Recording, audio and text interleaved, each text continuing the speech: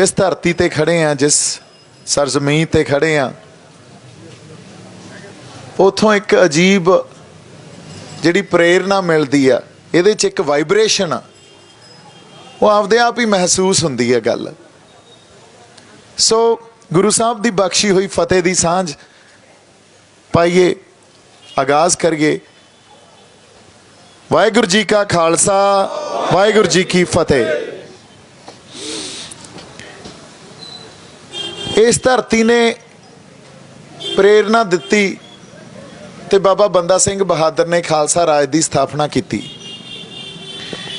आगाज़ भी इत्थों ही होया। साडी पातशाही दावा इत्थों रखा गया। इत्थों उस पातशाही दावे ने एक जिहड़ी उहदी नींह या फाउंडेशन इत्थों बनी। उस तो बाद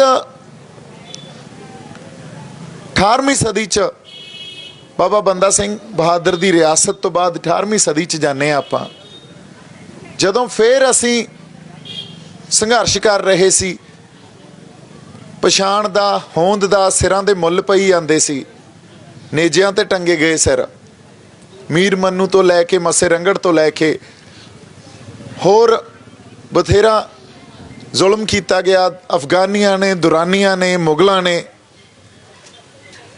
पर कौम नहीं डोली। उस वेले कौम दे महान जरनैल जिहड़ी गुलाम मानसिकता, देखो जिहड़ियां रियासतां हुंदियां हमेशा ही रियासतां दी एक थोड़े उत्ते दबाव, जिहड़ा मानसिक दबाव हमेशा बनिया रहिंदा भी इहो जी कोई गल ना हो जे भी सानू फड़ लैण, सानू जेलां च सिट देण। उस वेले तां फिर मारन लगे भी मिंट लाउंदे हुंदे सी, अज किसे होर ढंग नाल मारदे आ। ये दबाव हमेशा एक मानसिक दबाव बनिया रहिंदा और कौम आपदी होंद दा, आपदी पछाण दा संघर्ष लड़ रही होवे ते मानसिक दबाव नाल नाल चल रहा, इहनूं समझण दी कोशिश करिए। तो साडे 18वीं सदी दे जरनैलां ने अज जिहड़े आपां घर छत्ती बैठे आ, उदों भी उन्हां दे घर हुंदे सी, जमीन जायदादां सब सी। 18वीं सदी दे जरनैलां ने ये गल सोची भी इस गुलाम माहौल च रह के असी सही कोई कौम नूं सेध नहीं दे पा रहे, जंगलों च चलो, एक आज़ाद माहौल च जाके लड़ाई लड़ी जाए, जिथे अगले फैसले उस आज़ादी तो प्रभावित होकर ले जान, ना कि ये गल सोच के भी इस हकूमत ने, इस रियासत ने सानू तसीहे देने या सानू जेलों च डकना। जदों ये विजन जरनैलों कोले हुंदे आ ते जरनैल कौम दे बारे सोच रहे आ, उदों ही नींह रखी जाती आ। उस 18वीं सदी के संघर्ष ने नींह रखी भी महाराजा रणजीत सिंह दा खालसा राज होंद च आया। 40-50 साल कौम ने राज किया, राज करके ये दिखाता भी किस तरह एक भाईचारक सांझ नूं रखते हुए बिना कोई दंगे नहीं होए उस राज च। इस राज के 75 सालों के इतिहास च देख लो किन्ने दंगे होए होने आ। ते उस समय जदों अज दी तरह की कोई एजुकेशन नहीं सी, अज दे तरह के एजुकेशनल इंस्टीट्यूट्स नहीं सी, कोई आधुनिकता नहीं सी, उस समय 40 तो 50 सालों के राज च कोई दंगा नहीं, कोई फांसी नहीं, किसे धी भैन की विपत्ति नहीं हुंदी सी, महफूज रखे जाते सी। पर अज जिहड़े आपां समाज च खड़े आ, जदों साडे कोलों साडा राज गया, उस तो बाद एक लंबी 150 साल की गुलामी साडे गलां च पई, जिन्हों करदे प्रतੱਖ रूप च असीं समझिया ही नहीं। उहदी पहली समझ उदों आई जदों संत जरनैल सिंह भिंडरां वालियां ने ये गल कौम नूं समझाई भी असीं गुलाम आ, जे संतां दी शहादत महता चौंक होई हुंदी तां भी साडे ओह ਸਤਿਕਾਰਯੋਗ ਤੇ ਮਹਾਨ ਸ਼ਹੀਦ ਹੋਣੇ ਸੀ। ਪਰ ਜੇ ਉਹੀ ਸ਼ਹਾਦਤ ਅਕਾਲ ਤਖਤ ਸਾਹਿਬ ਤੇ ਹੋਈ ਤੇ ਹਕੂਮਤ ਨੇ ਟੈਂਕ ਚੜਾਏ ਸਾਡੇ ਸਭ ਤੋਂ ਮੁਕੱਦਸ ਸਥਾਨ ਤੇ, ਇਹ ਗੱਲ ਪ੍ਰਤੱਖ ਰੂਪ 'ਚ ਸਾਡੇ ਸਮਝ ਆ ਗਈ ਵੀ ਜੇ ਇੱਥੋਂ ਤੱਕ ਜਾ ਸਕਦੇ ਆ ਫਿਰ ਇਹ ਕਿਸੇ ਵੀ ਹੱਦ ਤੱਕ ਜਾ ਸਕਦੇ ਆ। ਹੁਣ ਉਸ ਵੇਲੇ ਤੱਕ ਸੰਤ ਆਪ ਦਮਦਮੀ ਟਕਸਾਲ ਦੇ ਮੁਖੀ ਸੀ ਤੇ ਟਕਸਾਲ ਦੀ ਇੱਕ ਪਰੰਪਰਾ ਸੀ ਵੀ ਜਦੋਂ ਵੀ ਕੋਈ ਮੁਖੀ ਜਾਂਦਾ ਜਾਂ ਅਕਾਲ ਚਲਾਣਾ ਕਰਦੇ ਆ ਅਗਲਾ ਮੁਖੀ ਥਾਪ ਜਾਂਦੇ ਆ। ਸੰਤਾਂ ਨੇ ਅਗਲਾ ਮੁਖੀ ਵੀ ਨਹੀਂ ਥਾਪਿਆ। ਇਹਦੇ ਪਿੱਛੇ ਕਾਰਨ ਸੀ, ਇਹਦੇ ਪਿੱਛੇ ਇੱਕ ਬਹੁਤ ਵੱਡਾ ਕਾਰਨ ਇਹ ਸੀ ਕਿਉਂਕਿ ਇਹ ਗੱਲ ਸੰਤਾਂ ਨੂੰ ਸਮਝ ਆ ਚੁੱਕੀ ਸੀ ਵੀ ਜਿਹੜੀ ਲੜਾਈ ਆ ਉਹ ਸਾਡੀਆਂ ਸੰਸਥਾਵਾਂ ਦੀ ਜਾਂ ਸਾਡੀਆਂ ਆਰਗੇਨਾਈਜੇਸ਼ਨਸ ਦੀ ਜਾਂ ਪਾਰਟੀਆਂ ਦੀ ਜਾਂ ਟਕਸਾਲਾਂ ਦੀ ਲੜਾਈ ਨਹੀਂ ਹੈ। ਲੜਾਈ ਇਹ ਤੋਂ ਉੱਤੇ ਉੱਠ ਚੁੱਕੀ ਆ। ਹੁਣ ਤਾਂ ਸਾਰੀ ਕੌਮ ਨੂੰ ਇਕੱਠੇ ਹੋ ਕੇ ਲੜਾਈ ਲੜਨੀ ਪਊ। ਟਕਸਾਲਾਂ ਦਾ ਮੁਖੀ ਥਾਪ ਕੇ ਮੈਂ ਇੱਕ ਟਕਸਾਲ ਦੀ ਲੜਾਈ ਨਹੀਂ ਲੜ ਰਿਹਾ, ਇਹ ਤਾਂ ਕੌਮ ਨੂੰ ਲੜਾਈ ਲੜਨੀ ਪਊਗੀ। ਹੁਣ ਇਸੇ ਕਰਕੇ ਵਾਰ-ਵਾਰ ਕਹਿੰਦੇ ਰਹੇ ਇਹ ਗਲੋਂ ਲਾਉਣੀ ਪੈਣੀ ਆ ਸਾਨੂੰ, ਜਿਹੜੀ ਗੁਲਾਮੀ ਸਾਡੇ ਮਾਨਸਿਕ ਤੇ ਸਰੀਰਕ ਰੂਪ 'ਚ ਵੀ ਅਸੀਂ ਹੰਢਾ ਰਹੇ ਹਾਂ। ਕਿਉਂਕਿ ਜਦੋਂ ਜੀ ਕਰਦਾ ਸਾਡੇ ਤੇ ਕੇਸ ਪਾ ਦਿੰਦੇ ਆ, ਜਦੋਂ ਆਪਦੇ ਹੱਕ ਲੈਣ ਨਿਕਲਦੇ ਆ ਉਦੋਂ ਹੀ UAPA ਲੱਗਦਾ, ਜਦੋਂ ਆਪਦੀ ਕੌਮੀਅਤ ਦੀ ਗੱਲ ਕਰਦੇ ਆ ਉਦੋਂ ਹੀ UAPA ਲਾ ਦਿੰਦੇ ਆ, ਜੇਲ੍ਹਾਂ 'ਚ ਸਿੱਟ ਦਿੰਦੇ ਆ। ਸੋ ਇਹ ਗੁਲਾਮੀ ਦੀਆਂ ਨਿਸ਼ਾਨੀਆਂ ਹੁੰਦੀਆਂ ਜਿੱਥੇ ਤੁਸੀਂ ਆਪਦੇ ਹੱਕਾਂ ਦੀ ਗੱਲ ਨਹੀਂ ਕਰ ਸਕਦੇ, ਪਰ ਸਰਹੱਦਾਂ ਤੇ ਜਾ ਕੇ ਜੇ ਤੁਸੀਂ ਲੜੋਗੇ ਫਿਰ ਤੁਹਾਨੂੰ ਦੇਸ਼ ਭਗਤ ਕਹਿਣਗੇ, ਜੇ ਆਪਦੇ ਹੱਕਾਂ ਲਈ ਲੜੋਗੇ ਤਾਂ ਫਿਰ ਤੁਹਾਨੂੰ ਦੇਸ਼ ਧਰੋਹੀ ਕਹਿਣਗੇ। ਸੋ ਲੜਾਈ ਸਾਡੀਆਂ ਪਾਰਟੀਆਂ ਤੋਂ, ਸਾਡੀ ਆਰਗੇਨਾਈਜੇਸ਼ਨਸ ਤੋਂ, ਸਾਡੀਆਂ ਸੰਸਥਾਵਾਂ ਤੋਂ ਉੱਤੇ ਉੱਠ ਚੁੱਕੀ ਆ। ਕੌਮ ਨੂੰ ਲੜਾਈ ਇਕਜੁੱਟ ਹੋ ਕੇ ਲੜਨੀ ਪੈਣੀ ਆ। ਪਰ ਕਿੰਨੇ ਤਰ੍ਹਾਂ ਦੇ ਵਖਰੇਵੇਂ, ਕਿੰਨੀਆਂ ਪਾਰਟੀਆਂ, ਕਿੰਨੀਆਂ ਆਰਗੇਨਾਈਜੇਸ਼ਨਸ ਆਪਸ 'ਚ ਅਸੀਂ ਕਿੰਨੀਆਂ ਵੰਡਾਂ 'ਚ ਵੰਡੇ ਗਏ ਆ। ਜਦੋਂ ਤੱਕ ਇਹ ਗੱਲ ਸਾਡੇ ਸਮਝ ਨਹੀਂ ਆਊਗੀ ਉਦੋਂ ਤੱਕ ਅਸੀਂ ਇਸ ਤਰ੍ਹਾਂ ਹੀ ਖੁਆਰ ਹੁੰਦੇ ਰਹਾਂਗੇ। ਜਦੋਂ ਤੱਕ ਸਾਨੂੰ ਇਹ ਨਹੀਂ ਸਮਝ ਆਊਗਾ ਵੀ ਜਿਹੜਾ ਦੁਸ਼ਮਣ ਆ ਉਹ ਵਾਕਈ ਰਾਵਣ ਵਾਂਗੂ ਉਹਦੇ 10 ਸਿਰ ਆ। ਕਦੇ ਉਹ ਕਾਂਗਰਸ ਦੇ ਰੂਪ 'ਚ ਆਉਂਦਾ, ਕਦੇ BJP ਦੇ ਰੂਪ 'ਚ ਆਉਂਦਾ, ਕਦੇ ਆਮ ਆਦਮੀ ਪਾਰਟੀ ਦੇ ਰੂਪ 'ਚ ਆਉਂਦਾ, ਕਦੇ ਸਾਡੇ 'ਚੋਂ ਹੀ ਸਾਡੇ ਬੰਦੇ ਉਸ ਰਾਵਣ ਦੇ ਇੱਕ ਸਿਰ ਨੂੰ ਰਿਪਰੈਜ਼ੈਂਟ ਕਰਦੇ ਆ। ਸਾਨੂੰ ਦੁਸ਼ਮਣ ਦੀ ਪਛਾਣ ਹੈ ਹੀ ਨਹੀਂ, ਸਾਨੂੰ ਦੁਸ਼ਮਣ ਦੀ ਪਛਾਣ ਕਰਨੀ ਪਊ ਤੇ ਸਾਨੂੰ ਆਪਦੇ ਜਰਨੈਲਾਂ ਦੀ ਵੀ ਪਛਾਣ ਕਰਨੀ ਪਊ। ਤੇ ਕੌਮ ਦੇ ਅੰਦਰ ਜਿਹੜੀਆਂ ਅੱਜ ਵਖਰੇਵੇਂ ਤੇ ਵੰਡਾਂ ਠੀਕ ਆ ਉਹ ਐਗਜ਼ਿਸਟ ਕਰ ਰਹੀਆਂ, ਪਰ ਉਹ ਤੋਂ ਉੱਤੇ ਉੱਠਣਾ ਪਊਗਾ। ਜੇ ਉਹ ਤੋਂ ਉੱਤੇ ਨਹੀਂ ਉੱਠੇ, ਹੁਣ ਇੱਕ ਇੱਥੇ ਆਪਾਂ ਐਗਜ਼ਾਮਪਲ ਅੱਜ ਦੀ ਜੋ ਪ੍ਰੈਜ਼ੈਂਟ ਸਿਚੁਏਸ਼ਨ 'ਚ ਦੇਖਦੇ ਹਾਂ ਉਹ ਇਹ ਆ ਵੀ ਜਦੋਂ ਬਾਦਲ ਸਾਹਿਬ ਸੈਂਟਰ ਦੇ ਨਾਲ ਚੱਲੇ, ਸੈਂਟਰ ਉਹਨਾਂ ਨੂੰ ਵਰਤਦਾ ਰਿਹਾ। ਇੱਕ ਸਮਾਂ ਇਹ ਆ ਗਿਆ ਸੈਂਟਰ ਨੂੰ ਇਹ ਲੱਗਿਆ ਵੀ ਇਹਨਾਂ ਨੂੰ ਹੁਣ ਖਤਮ ਕਰੋ, ਨਵੀਂ ਧਿਰ ਖੜੀ ਕਰਦੇ ਆ।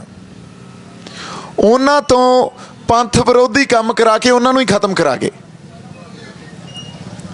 ਸੋ ਇਹਦੇ ਨਾਲ ਹੋਇਆ ਕੀ, ਉਹਨਾਂ ਨੂੰ ਤਾਂ ਖਤਮ ਕਰਾ ਗਏ ਪਰ ਪੰਥਕ ਸਪੇਸ ਜਿਹੜੀ ਪਈ ਸੀ ਜਿੱਥੇ ਮਾਨ ਸਾਹਿਬ ਨੂੰ ਇੱਕ ਕੋਨੇ 'ਚ ਧੱਕ ਕੇ ਲੈ ਗਏ ਸੀ। ਕਿਉਂਕਿ ਮਾਨ ਸਾਹਿਬ ਬੇਦਾਗ ਸ਼ਖਸੀਅਤ ਪਿਛਲੇ 40 ਸਾਲਾਂ ਤੋਂ ਸਾਡਾ ਸੰਘਰਸ਼ ਕਰ ਰਹੇ ਆ, ਪਰ ਸਾਡੇ ਅੱਗੇ ਉਹਨਾਂ ਨੇ ਕਦੇ ਪ੍ਰੈਜ਼ੈਂਟ ਹੀ ਨਹੀਂ ਕੀਤੇ। ਹਮੇਸ਼ਾ ਪ੍ਰੈਜ਼ੈਂਟ ਇਸ ਤਰ੍ਹਾਂ ਕਰਦੇ ਰਹੇ ਵੀ ਇਹਨੂੰ ਤਾਂ ਸਿਆਸਤ ਹੀ ਨਹੀਂ ਆਉਂਦੀ। ਜਿਵੇਂ ਉਹਨਾਂ ਨੂੰ ਸਾਰਿਆਂ ਨੂੰ ਸਿਆਸਤ ਆਉਂਦੀ ਹੈ ਤੇ ਮਾਨ ਸਾਹਿਬ ਨੂੰ ਨਹੀਂ ਆਉਂਦੀ। ਮਾਨ ਸਾਹਿਬ ਨੇ 40 ਸਾਲਾਂ ਤੋਂ ਸਾਡੀ ਕੌਮੀਅਤ ਨੂੰ ਵੀ ਚੱਕੀ ਰੱਖਿਆ, ਸਾਡੇ ਹੱਕਾਂ ਦੀ ਆਵਾਜ਼ ਵੀ ਬੁਲੰਦ ਕੀਤੀ, ਸਾਡੀ ਸੋਵਰੇਨਟੀ, ਸਾਡੇ ਪਾਤਸ਼ਾਹੀ ਦਾਅਵੇ ਨੂੰ ਵੀ ਚੱਕੀ ਰੱਖਿਆ, ਉਹਦੀ ਰਾਖੀ ਕਰਦੇ ਰਹੇ। ਪਰ ਸਾਡੀ ਪਛਾਣ 'ਚ ਇਹ ਗੱਲ ਨਹੀਂ ਆਈ, ਸਾਡੀ ਸਮਝ 'ਚ ਇਹ ਗੱਲ ਨਹੀਂ ਆਈ। ਫਿਰ ਜਿਹੜੀ ਪੰਥਕ ਧਿਰ ਇੱਥੇ ਰਾਜ ਕਰਦੀ ਰਹੀ ਉਹਨਾਂ ਨੂੰ ਪੰਥ ਦੇ ਖਿਲਾਫ ਵਰਤ ਕੇ ਉਹਨਾਂ ਨੂੰ ਖਤਮ ਕਰਤਾ। ਜੇ ਉਹ ਖਤਮ ਹੋਏ ਇਹਦਾ ਮਤਲਬ ਉਹ ਸਪੇਸ, ਉਹ ਜਗ੍ਹਾ ਖਾਲੀ ਹੋਈ ਤੇ ਅੱਜ ਉਹ ਜਗ੍ਹਾ ਜਿਹੜੀ ਖਾਲੀ ਹੋ ਗਈ ਆ ਉਹਨੂੰ ਕੋਈ ਪੰਥਕ ਧਿਰ ਭਰੂਗੀ ਜਾਂ ਸਰਕਾਰ ਦੀ ਕੋਈ ਧਿਰ ਭਰੂਗੀ। ਇਹ ਸਪੇਸ ਤਾਂ ਭਰੀ ਜਾਣੀ ਆ। ਹੁਣ ਸਰਕਾਰ ਦਾ ਦਮ ਇਹ ਲੱਗਿਆ ਹੋਇਆ ਵੀ ਸਾਡੀ ਧਿਰ ਉਸ ਸਪੇਸ ਨੂੰ ਭਰੇ, ਤਾਂ ਉਹਨਾਂ ਨੇ ਇੱਕ ਆਮ ਆਦਮੀ ਪਾਰਟੀ ਜਿਹੜੇ ਹੱਥਾਂ 'ਚ ਝਾੜੂ ਜੇ ਲੈ ਕੇ ਆ ਗਲੀਆਂ ਨਾਲੀਆਂ ਸਿੰਭਰੀ ਜਾਂਦੇ ਆ, ਸਾਨੂੰ ਤਾਂ ਸਾਡੇ ਗੁਰੂ ਨੇ ਖਾਸ ਬਣਾਇਆ, ਅਸੀਂ ਆਮ ਨਹੀਂ ਆ। ਜਦੋਂ ਇਹ ਪੰਥ ਸਾਜਿਆ ਗਿਆ ਉਹ ਬੜਾ ਖਾਸ ਵਰਤਾਰਾ ਸੀ, ਉਹ ਆਮ ਵਰਤਾਰਾ ਨਹੀਂ ਸੀ।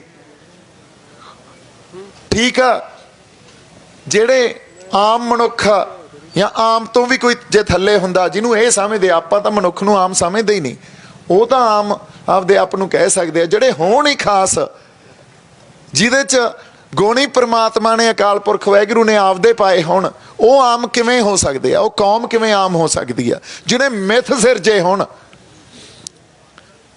ਉਹ ਕੌਮ ਨਹੀਂ ਆਮ ਹੋ ਸਕਦੀ।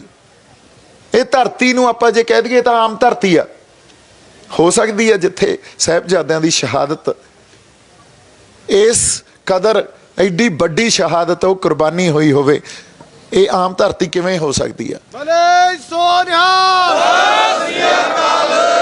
ਸੋ ਫਿਰ ਉਸੇ ਤਰ੍ਹਾਂ ਇੱਥੇ ਰਹਿਣ ਵਾਲੇ ਵਸਨੀਕ, ਇਸ ਗੁਰੂਆਂ ਪੀਰਾਂ ਦੀ ਧਰਤੀ ਦੇ ਵਸਨੀਕ ਆਮ ਕਿਵੇਂ ਹੋ ਸਕਦੇ ਆ?